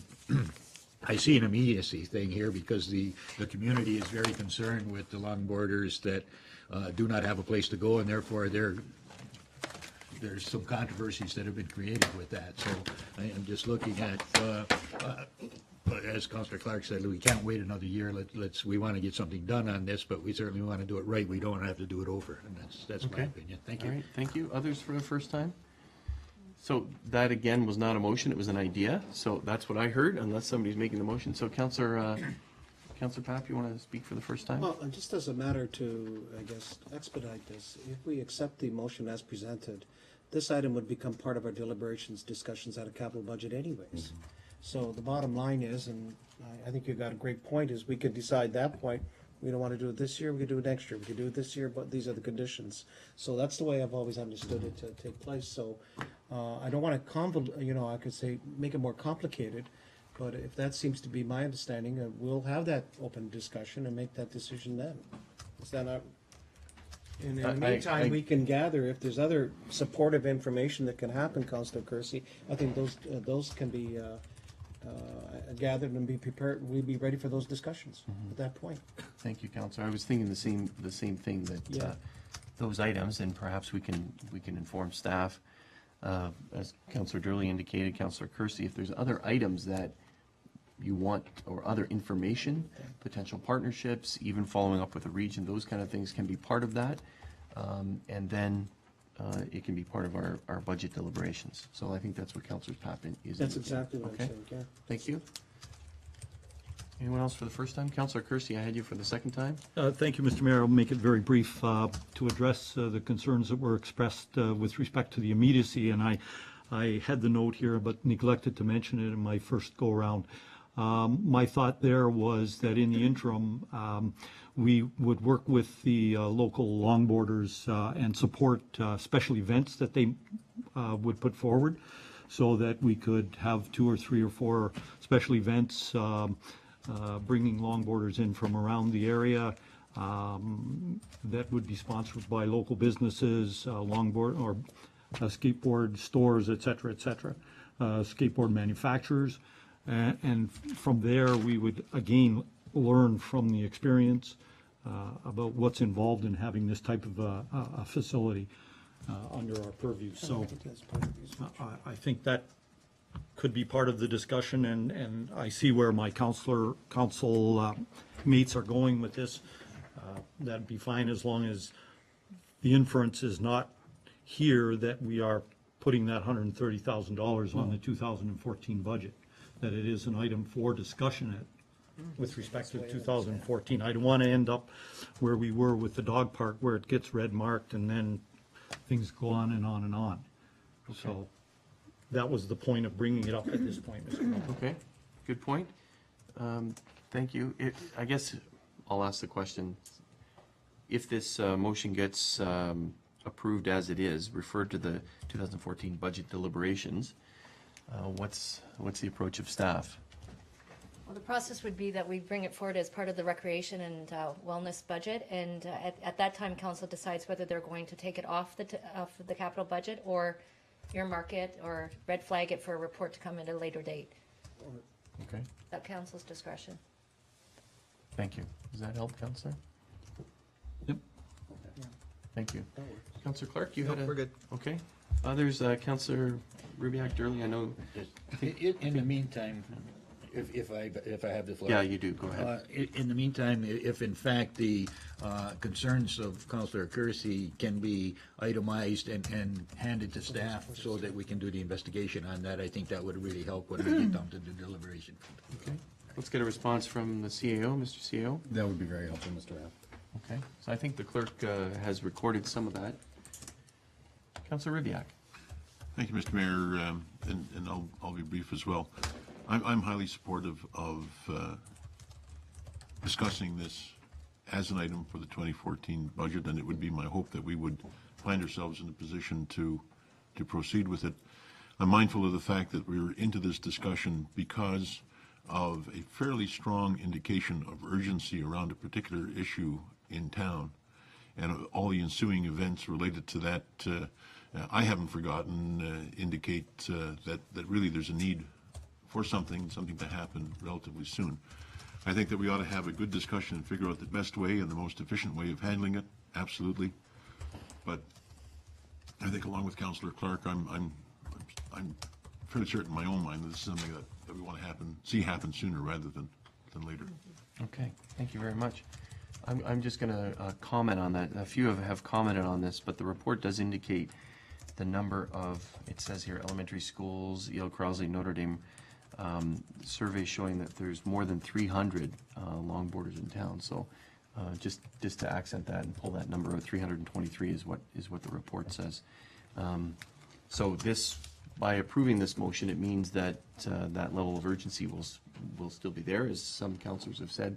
But by the same token, it sounds like with the direction to staff, that we can also answer some of the questions that Councillor Kersey raises, and during the budget deliberations, we can have a good discussion about that and whether there's certain changes that we want to make to it or not. So, okay. So are we ready for the motion? I'm going to call the question on the motion as presented. All those in favor? Any opposed? That motion is carried, and that does include some direction to staff.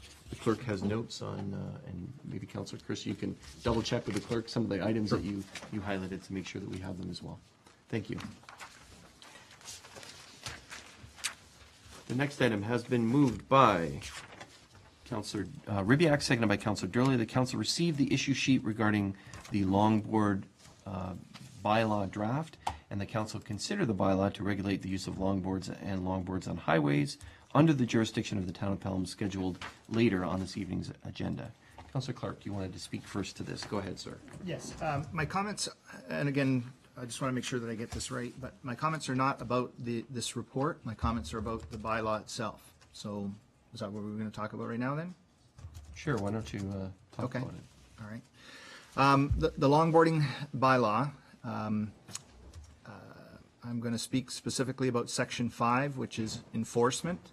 5.2B, seize and detain the device. So if you guys want to look that up on your computers. I'm deeply concerned about this. I cannot believe that there would ever be need to take a longboard away from someone. I also do not like the idea that we will empower someone from now to eternity to have the authority at their own discretion to take a longboard away from someone. Most of the longboarders are teenagers or in their early 20s. I would really like to see how well this would be received by a parent of a longboarder that has had his or her board taken away from them. I was in Toronto a while ago and noticed a sign on a residential street. No street hockey. No street hockey in Canada. I couldn't believe it. Is this where we're going? Are we going to stop the kids from playing street hockey because it's too loud or they might get hurt? Are we going to take away their sticks and nets? The other day I was out for my bike, on my bike, on a residential ride here in Pelham. I saw 3 young girls on their scooters going down a hill on one of our roads. The 3 of them were having a great time playing outside. They were squealing and talking very loudly to each other. Are we going to take their scooters away?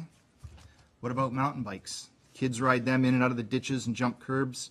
I've seen them make ramps on residential streets. Are we going to take their bikes away? What about hopscotch? They use sidewalk chalk on the town sidewalks. Where do you stop? Section 5 needs to be changed. There has to be alternatives to seizing someone's property for riding a longboard on a street. I understand that Toronto and St. Catharines have longboarding bylaws. Have we contacted them to see how it has worked for them? Is there anything that we might improve upon from learning from them? Generally, how was it received? And, have we made any contact with them at all? This entire longboard situation in Pelham, as far as I'm concerned, has been blown totally out of proportion. It has all happened too fast and needs much more consideration. I suggest that we defer this for 2 more weeks, have staff do some research, weigh out our options, and then decide if we need a bylaw at all.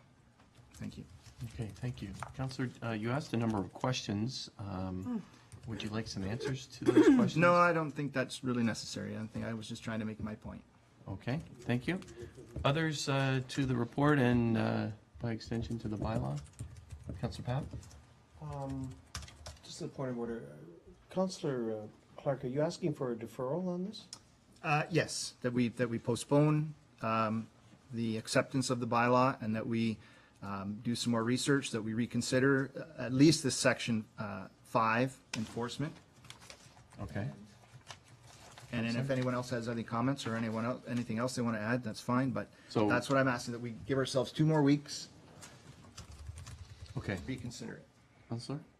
Yeah, and Mr. Mayor, I don't know if I'm out of order, and you can, I have a, not that, somewhat concerned, but I had I guess a more, I can say, legal concern about the presentation tonight about including wording such as prohibiting skateboarding on residential streets.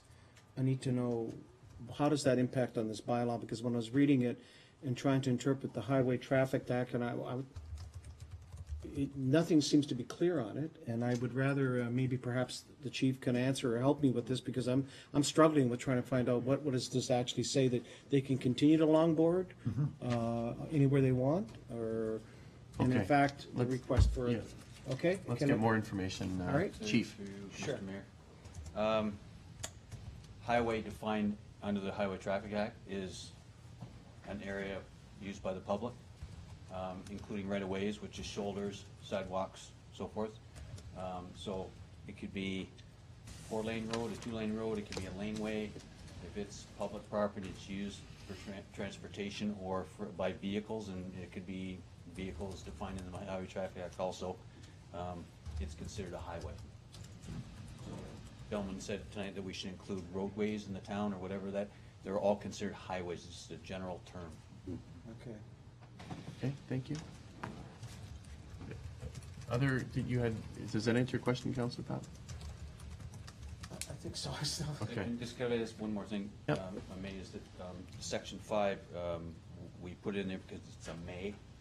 So, the enforcement of this is gonna be predominantly, complaint-driven through the police. And police do have options in other things. If there's repeat offenders and the person is not getting it, then they always has that option just to take the board away from them. You're not listening to me, you're not, I'm not gonna arrest you and put you in the cruiser, but I've been here 3 or 4 times this week, repeat. So that option there, it says may confiscate the unit from him if they're not getting it, so. Okay, thank you for that clarity. Others? I was going to ask some of the questions that Councillor Clark asked, but go ahead, Councillor Rubiak. Yeah, just to the general question of whether we want to consider this evening or not.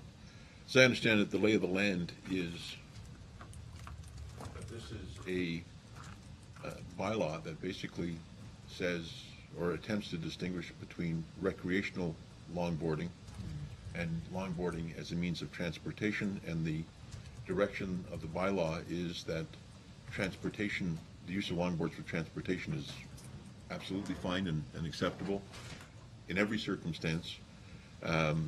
Recreationally,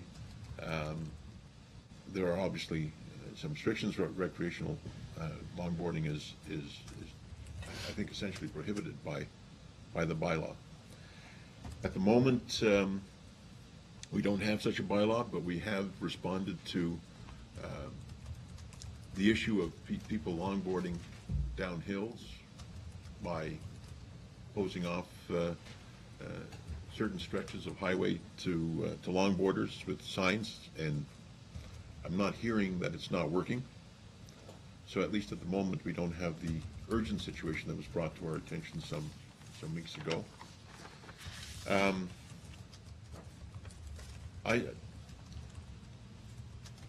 my mind, the distinction between recreational longboarding and transportational longboarding is an interesting one. I don't know where one stops and the other begins. If one is enjoying his trip wherever he's going by longboard, is he meant to stop enjoying it? I don't know. But it seems like the bylaw that's being presented is not a difficult one. It provides the right for people to use longboards to get to where they're going, and provides some opportunity to control the sorts of things that have been brought to our attention as issues. I see no particular reason to want to delay it. Okay, thank you. Councillor Durley. Thank you, Mr. Mayor. Through you, in response to the previous comments, there is some immediacy because there are folks in the gallery here today that have brought forward situations where recreational longboard is happening on their street, and this is exactly what we're trying to do. It is happening. It's not a fact that, maybe you're not hearing it, but certainly some folks are. And I think that really the recreational part of it that is of concern to these people, because they're looking for their safety as well as the safety of the longboarders, is essential that we deal with this, because the possibility of injury is there, and what we need to do is to make it safe for our community, make it convenient for our community, and make it safe for longboarders as well. So in complete understanding of folks' concerns that, yes, it's happening in front of my street, and in fact, they come here and they go down the street a number of times. It's not a transportation thing. They're using this all the time. So, I think definitely we need to focus on that. It is still a problem, regardless of what the bylaw is or isn't doing. And I'm sure that the chief can reinforce some of this, because I'm sure, no doubt, we're getting calls on these things that are keep on repeating. So, definitely we need to take action. Thank you very much, Councillor Durley, for making us aware of that, in terms of the people here in the gallery, etc. And I know I've received a few phone calls and had to deal with that issue. So it is, although not across the entire community, there are some streets where it's still very prevalent, and we've received a number of complaints. Chief, the previous councillor asked about some other communities, St. Catharines, Toronto, etc. Maybe you can touch on the writing of this bylaw and whether you looked at those bylaws. Can you help us out here? Yes, Mr. Mayor. As we've done with most bylaws when we revisit them or created them from scratch, we go to other municipalities and we gather, just not one or two, we gather almost everything we get our hands on, and we go through them, and we cut and we paste, and we take out sections we think are applicable or we like, and we leave other sections that we hear aren't working. We talk to other bylaw officers, we talk to whoever we can, and we try to get as much input as we can, and we try to get this right. Maybe, we might have a few things in there that are going to be, some growing pains. This is very, we're affecting a lot of people here, and especially kids, and I agree that there's no perfect way here. It's something, but it's the bottom line is it's all about safety. If we don't do something about this, someone's going to get hurt. So. Okay, thank you. And the definition of recreational, is it as councillors indicated, it is sort of the repeated back and forth, I'll call it slalom riding of a roadway, that type of thing, as opposed to transportation. Can you just shed some light on that, please? So, for the means of transportation, point A to point B, you're going from your friend's house, or your house to your friend's house, or whatever the case may be. Maybe you're going to the skate park, and you live at the other end of town, so you're going to be traveling through the town. You're not stopping, going up and down somebody's drive or somebody's road a half a dozen times. You're not slalom, you're not doing all the tricks, you're not setting up props and doing other things. It's just, here you are, coming from point A to point B. Okay. Has legal reviewed this bylaw? Yes. I know we did receive a draft bylaw back in August, so yes, this went to legal, and they brought it back, and the only recommendation that they gave to us was one of the definitions they would like to, and we did change the definition on their advisement. Okay. Thank you. The other is section, maybe this has already been answered, but in terms of enforcement, the approach that you described, Chief, for enforcement doesn't appear to me to be that rigid. So what's the approach you'll take in terms of enforcement on this in general? Well, I anticipate it being complaint driven. We're not gonna going looking for it. The police receive the majority of the complaints, because they are usually after hours, at nights, on weekends and so forth. So they have the option to lay a ticket. It's a $50 ticket. I wouldn't think that it's going to be a one-time, it's gonna be a repeat offender type thing. So, we're gonna get some complaints from people, we got half a dozen kids on my road and they're going up and down and they're doing this, doing that. You can see that the police officer will most likely show up, read the riot act, talk to them, come on kids, you're not supposed to be doing this, move along. And if they don't get it and they keep repeating, then they're gonna face charges. And again, they can go as far as like, you know what, I gave you a ticket last week and I'm back here again this week, I'm taking your board away. That's, but it's gonna be progressive. Okay. That's good to hear that it's not something that you're just gonna go out and enforce immediately. We're not gonna look for that kind of thing. It'll be really based on the community and the feel of the community, and there may be a road or two out there where folks are fine with the longboarders there, and they might be fine, and we may not get a complaint, so that wouldn't be enforced. Is that how that would work? True. Yes. Okay. All right. Thank you. Other councillors, I see a few here, Councillor Kersey and then Councillor Durley. Thank you, Mr. Mayor. I'm fully in support of this bylaw and the report that supports it. I see it as an answer to the how might we session of how can we protect and provide for the safety of the longboarders that we have here in town. It's an attempt by the municipality to acknowledge that we have skateboarders. We've identified in a previous report 329 longboarders. My guess is that a high percentage of those kids are using it for transportation and are not the daredevils that go down various hills and risk their life and limb. But on the other hand, and so I see it also as an endorsement of skateboarding, saying, you know what, we recognize that this is something you enjoy to do. You use it to go from point A to point B, but having said that, there are certain rules that you're going to have to follow in order for the municipality to endorse it. And then the bylaw goes forward and tries to lay out those restrictions, those guidelines. You have to wear the proper equipment. You can't do it in a trick atmosphere. You have to be located on a certain part of the road, and basically gives guidelines to the longboarders who want to use it for transportation. If you don't do it, there's a consequence to not following the rules. And here are the consequences.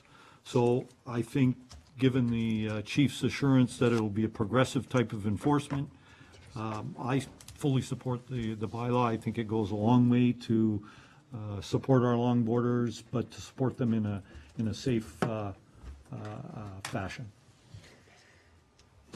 Okay, thank you very much for your comments. Councillor Durley. Thank you, Mr. Mayor. And through you, I think, to the chief, and building on what Councillor Kersey has just said, can we build an educational piece onto this? This bylaw is coming forward. I know there is a group of folks. As a matter of fact, we had presentations from a group called the Skateboarders Union or something similar to that. Get the word out to them so that, in fact, this is the education piece. This is what you're expected that you should be doing, and this is the consequences, as Councillor Kersey said. I think the education piece would be very beneficial. The progressive enforcement, I think, is part of that, but again, to get the word out before having to react, I think would be a very positive thing. Chief? Mayor, I personally went and to all the schools and visited with the principals and vice principals, and we talked about this in quite length, and they're all on board about getting, let's do it the safest way, and they're fully supportive of this stuff, so they'll do whatever it takes. If they want us to go in and do some communication stuff through Anna, we can go, there's all kinds of options, but the schools are our main focus, because that's where the kids are. They're the easiest target to hit, and I think that the schools will fully cooperate, and we can do some type of communication. I commend you on that effort. Very good job. Thank you. Thank you. Others? Councillor King? Thank you, Mr. Mayor. I also will support this bylaw. I absolutely appreciate the work of the staff to both research and develop a bylaw that respects the concerns that very clearly were outlined by many residents, as well as the NRP, but that permits our roads to be used for transportation, which is supportive of the Active Transportation Committee. And with respect to the recreational aspect of longboarding, I think that that is being dealt with otherwise. So I am in support of the bylaw. Thank you. Thank you very much, Councillor King. Any others? Councillor Clark. Okay. My point to this was I have concerns of safety as well, but my only concern with this entire bylaw, the rest of it I think is fine, is the seize and detain. I just have an issue with that as far as we had a bylaw enforcement problem here in the past. Maybe we'll have one again, and if it's written in this manner, I think it leaves itself open to interpretation by someone down the road that this could lead to problems. That's my only concern, is the cease and or to actually seize the longboard off of a person. I just feel that that's just way too far. Okay. Thank you very much. Appreciate that. So the way forward, we had a great discussion. This is a bylaw that's here for amendment, approval, ratification, etc. So we'll get to that momentarily later in the meeting. So the motion now is to receive it and then to consider the bylaw later, but I think it was a very fruitful discussion in terms of the bylaw itself.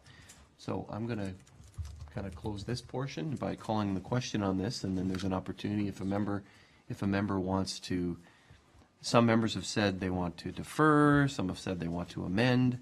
So I would suggest that the time to do that would be when we consider the actual bylaw itself, and that if, for example, taking out section 5.2 or whatever, however that would be done at that time, and we'll see and we'll have the discussion specifically about that then, if that's okay with council. Councillor Clark, you did have something. Yeah, I was just looking for the clarity there, and I think you covered that. So right now, we're just voting on receiving it. Just receiving We're it. gonna vote on the bylaw later. Okay, Right. is that okay with everyone? All right, going to call the question then. All those in favor? Any opposed? That motion is carried. Thank you. And it's pretty much next. So what I'm going to suggest here is that we divide the motion. It's the fourth bylaw here, so we'll deal with the first three, if that's okay with council. It has been moved by Councillor Papp, seconded by Councillor Kersey. The council of the town of Pelham, having given due consideration of the following bylaws, do now read a first, second, and third time and pass the same, and that the mayor and clerk be and here authorized to sign and seal the following bylaws. And we'll deal with the first three. So it's bylaw 3421 being a bylaw to repeal bylaw 3164, which was a bylaw to provide for the removal of snow and ice from sidewalks in the town of Pelham. The second is bylaw 3422 being a bylaw to authorize the mayor and clerk to enter into a development agreement with Anthony Machini. And the third is bylaw 3423 being a bylaw to appoint Greta Hildebrand to the Communities in Bloom Committee. Quick discussion on these bylaws. Thank you, staff, for bringing forward the bylaw to repeal, and that's because we're going to be starting removal of snow and ice from sidewalks effective for snow on the first snow, November 1st or first snow, whichever comes first. I guess it's officially November 1st, so we hope we don't get snow before that. And that's when this bylaw is being repealed. So we look forward to that added service so that people can be more active in the community. And I do want to express appreciation to Ms. Hildebrand for applying to the Communities in Bloom Committee. I know that committee is looking for additional dedicated members, so thank you very much, Ms. Hildebrand, and we know that you'll be a great addition to that committee. So I'm going to call the question on those three bylaws. All those in favor? Any opposed? That motion is carried. The next, it has been moved by Councillor Papp, seconded by Councillor Kersey, the Council of the Town of Pelham, not Curley. having given due consideration, the following bylaws do now read a first, second, and third time and pass the same, and that the mayor and clerk be and are hereby authorized to sign and seal bylaw 3424, being a bylaw to regulate the use of skateboards and longboards on highways under the jurisdiction of the Town of Pelham. Discussion. Councillor Clark, you wanted to? Yes, just to, I guess, I'm not sure if the motion or whatever is what I'm asking for here, but just that we change section 5B, seize and detain the device, to either delete it or to look at alternatives. The rest of the bylaw is fine, but that is my motion to change that part of the bylaw. So actually remove that, that portion? Either remove it or an alternative. I haven't I don't know what the alternatives are, but. Okay. Chief, maybe we can turn to you before we take a motion. The councilor's wondering, are there alternatives to ceasing and, I think the word is detain? Yeah, through you, Mr. Mayor. One of the alternatives, if we take this out, one of the alternatives would be just to ticket the person. If we have this in, this could be an option, not ticket, not the $50 charge. Just, you know what, I've been here 3 times this week, kid. I don't want to give you a $50 ticket. I'm just going to take your board away, and your dad's going to come and see me to get it back. Maybe that, like, what's the impact of us giving a $50 fine to a 14-year-old child? Opposed to taking his board away, and he's got to come and see me. And say, you know what, your kid's on Effingham, he's going to get hurt, and he's not getting it. Okay. Does that help, Councillor? I appreciate the chief's point of view, and I have my point of view, and I'm sticking to mine. Okay, so we were looking for an alternative. Chief, alternative wording, I guess, is what the councilor's looking for. Your recommendation, like, I guess there's no alternative other than, unless you can come up with an amended wording, Councillor, it would be to remove section B. I 5 feel that's very short notice, but if I had the two options, I would rather see them ticket the youth than to take, you start taking people's property, you're gonna. Okay. You're opening a whole different thing. So, Councillor, Either what I'm hearing you say. I would rather just delete it. I don't see the reason why That's we fine. have to. So we'll why to delete have it. 5.2B is what I'm hearing you say. So is there so you'll move that? Yep. 1 and 2. Amendment? Pardon? 1 and 2. B, 5.2B12. Okay. Correct. Take that whole section out. Yeah. Okay. Thank you. Is there a seconder for that? You'll second that? I will second that. Okay. So now on the floor is the amendment to remove all of section B, including 1 and 2. Discussion to the matter, Councilor Ribbiak. Thank you. I seconded the motion because I think that it deserves our attention, I think, for at least a period of time, and regardless of where it comes to. My own view is that seizing and detaining a device is a legitimate step in a progression. I mean, if we didn't seize and detain the device, what would be the alternative? One would be obviously to fine. The other might be to seize and detain the individual, which seems to be a little bit further down the road than it otherwise would be, in circumstances where clearly an individual's behavior is leading to a necessity to do that. So seizing and detaining the device, I think, is a legitimate a spot on the progression, and I certainly want to keep that. Okay, so you'll be voting against. Okay, others? No other comments, or Councilor Papp? I'm confused, Councilor Ribbiak. You're supporting the removal of section B 1 and 2? No, I second, if I may, Mr. Please. Mayor, I seconded it because I believe that the motion made deserves to be discussed.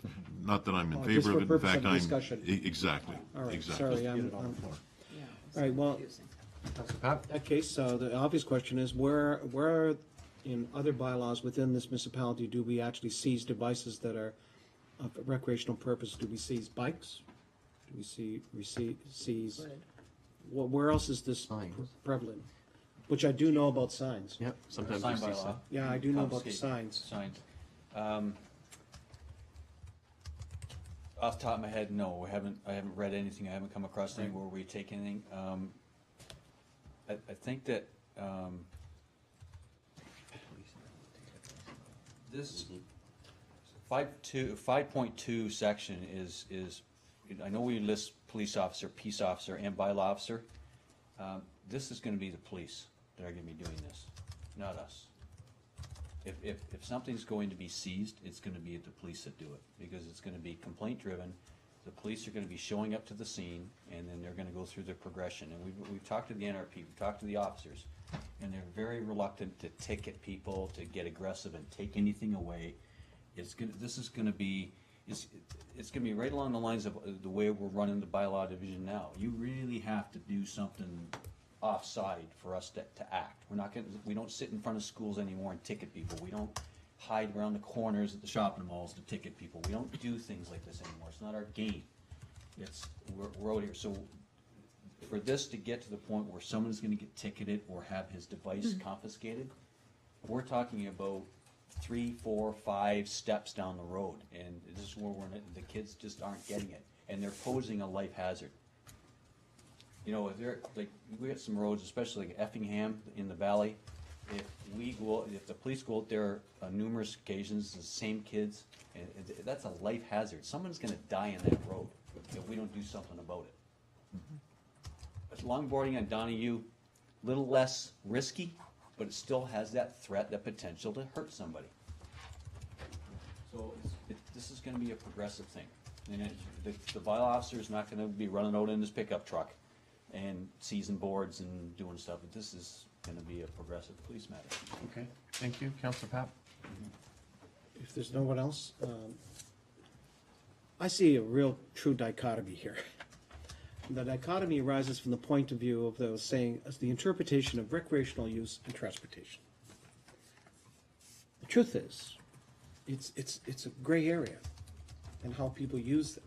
And what it boils down to is what the chief was getting at, and I'm not, is section 4.7, 4.8 imply that everyone that's going to be doing this activity will make these prerequisites, they'll follow this. But I can say from my own personal experience reaching this hasn't happened. And if it has, it's rare. I'm just hoping that from the educational standpoint, that with the incorporation of this bylaw, that all of these young people and those that are involved in this activity follow these and comply with them. And then if it gets to the point where they're non-compliant after a number of instances, then we seize the device. It's the same sort of principles that apply to sign bylaw, right? You give so many warnings, so many things, but I have to say, I do agree. We've been very progressive and positive in how we've approached that over the number of years. And I have to say that has really been to our credit. This is a real dice roll because, again, I like Councillor Adderley yesterday, received a few calls as well about people using these devices for recreational purposes, and in some cases, somewhat, I witnessed myself, unsafe manner. So if we pass this, I guess we're gonna have to watch it like we've indicated with other bylaws to see how it progresses, see what happens after you've done all the education, see what happens. I mean, we got how much left? 60 days left, possibly before winter, and then in the meantime, watch carefully how this whole activity, as far as recognizing the activity itself, and I'm sorry I'm taking so long, Mr. Mayor, is that we're building a skateboard park. We're willing to open up and put effort into a longboard activity. I just hope this doesn't go sideways and becomes, people say, oh, now we can do whatever we want. You can't. If we pass this bylaw, those are the provisions in 4.7 and 4.8. You have to follow those. If not, then you pay the consequences. But I don't want to get to the point, and I agree, Councillor Clark, to the extreme point, and I don't think it will, unless somebody is so relevant or it costs them the ultimate, which is not what we want to see happen. So I want to be sure that we're clear that we're not doing something that's just going to put us in a position where I think it's going to be causing a lot more problems. And by the way, yesterday, even where I am on Hay Street, and then the only reason I asked about other devices, I saw cyclists racing down Hay Street. Racing. They were actually beat my car down to the bottom. So I'm thinking, how is that safe practice? So hopefully this will be something that will be balanced off in over the next few months and be watched carefully and evaluated. And I would trust that you would come back and tell us whether there are, because as I've said this on many occasions while on council, bylaws aren't etched in stone. They can be changed at any given point and amended. So if there's things that we need to change at some point, we can come back and ask council to change it. So I'll leave it. I'm sorry I took so long. Thank you, Mr. Mayor. Thank you very much, Councillor. Others to the amendment? What I'm hearing from staff, I certainly appreciate the councillor bringing it forward, and it's, as Councillor Ribbiak indicated, it's good to have the discussion. But what I'm hearing from staff is that this will be one of the tools in the toolbox, and that we wouldn't use the entire toolbox all at the same time on the first incident.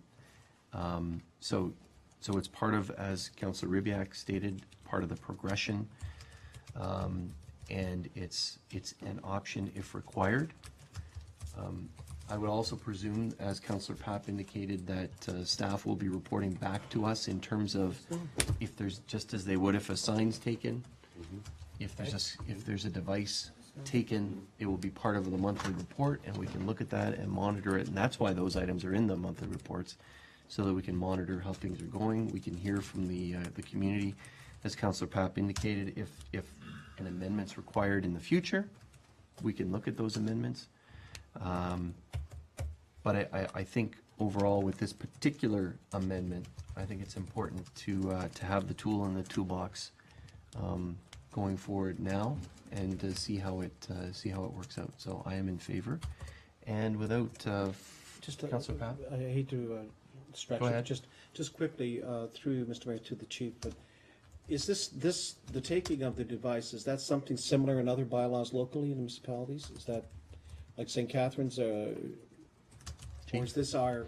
No, the seizing a device is quite common on the police side of things. On the police He can side. take your bicycle away, he can, Right, you know, they if can take you're your- doing what you're not supposed to be doing, Right. he can do what he wants, That's great. basically, right? So, it's just not this device, they have power to I've take. seen them take mountain bikes. And That's right. That's right. Okay, that's fine, Mr. Mayor. Thank you. Thank you. So are we ready for the question on the amendment, which is section 5(2)B, the entire section including 1 and 2? And the motion is to remove it. So I'll call the question. All those in favor? All those opposed? The amendment is lost. Now to the main motion. Is there any further discussion to the main motion, Councillor? Thank you, Mr. Mayor. I'm looking at 4.2 of the bylaw, which provides that recreational longboarding would be allowed, of course, in facilities that are designed and constructed to support those kinds of activities. And we have spoken on 1 or 2 occasions about events, and my sense is that the events we were talking about were, in fact, on the public roads. Our topography is particularly attractive, I guess, to longboarders, and so it should be. I'm just hoping that 4.2 doesn't actually prohibit us from then holding those kinds of events. No. So for information, I'd like to know whether that's, whether saying that recreational longboarding would be only in indoor or outdoor civic facilities specifically designed and constructed means that we would not have events of that nature. Mr. Ottaway, do you want to answer that?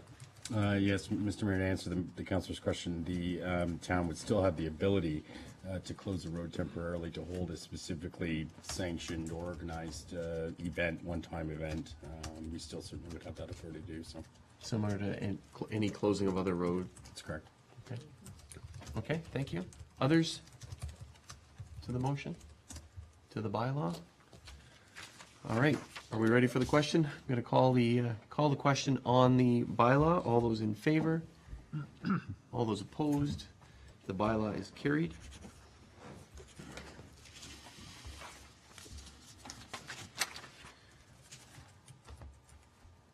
The next item, right, we do have a couple of in-camera items, and it's, as is our normal practice, That's not the motion to recess. I just want to call for a recess. Okay. We do, I would take a motion to recess the remainder of the meeting and restart the meeting following our committee meeting.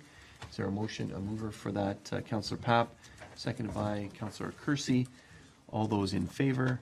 Any opposed? That motion's carried. We'll now take a brief recess and start committee in 5 minutes. Thank you.